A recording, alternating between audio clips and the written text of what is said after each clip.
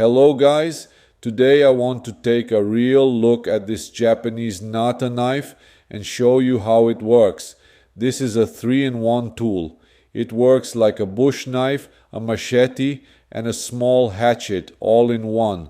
The blade is high carbon steel and it came really sharp right out of the box. It is thick and heavy, so it feels strong and solid in your hand. The handle is real oak wood and it has a nice shape that fits your palm so it does not slip when you swing it.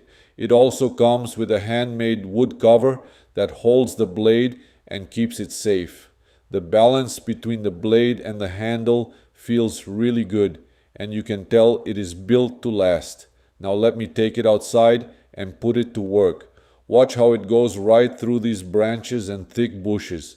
It clears the brush fast and cuts clean every time with almost no effort. It is great for yard work, for making kindling, and for camping.